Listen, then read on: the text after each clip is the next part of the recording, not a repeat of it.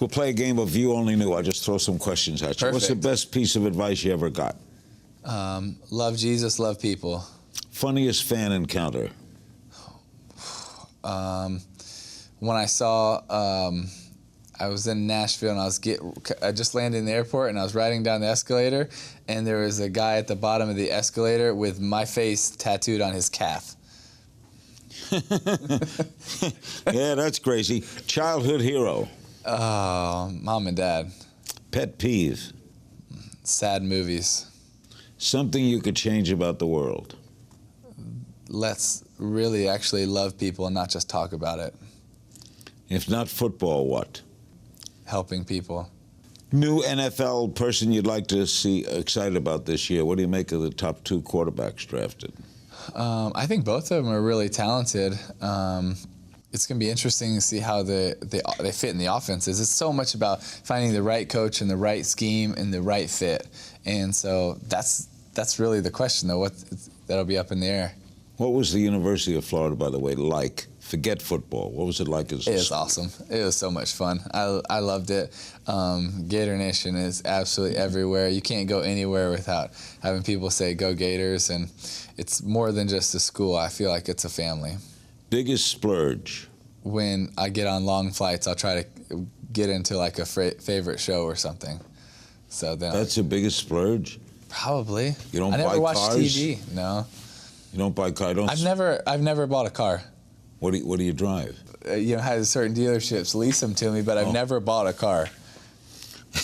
And the only car that I've ever technically owned was the car that my parents got for me for, I think, $600 when I was a sophomore in high school.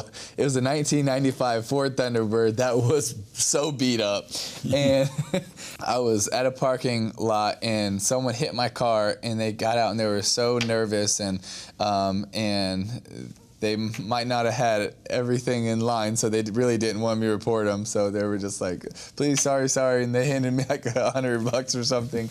And I just said, "Yeah, it's fine. Go ahead, leave, and no problem." So I drove that all the way through college, and it barely made it.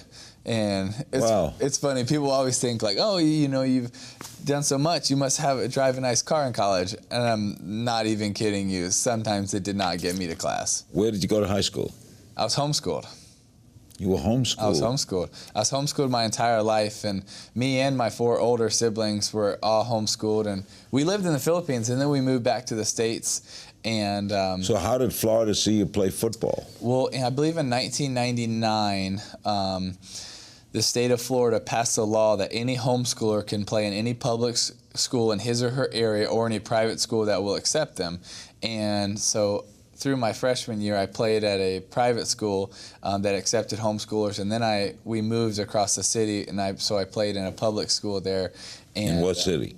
In Jacksonville, yeah. And you still live in Jacksonville when you're home? Yes, sir. Was there any time you got hit that you never forgot? Yeah, a lot of them. The worst ones are when I got hit and I did forget.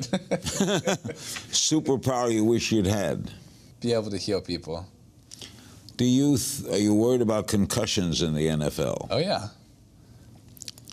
Teams might surprise people this year in the NFL. I think Seattle. First thing that went through your mind when you won the Heisman?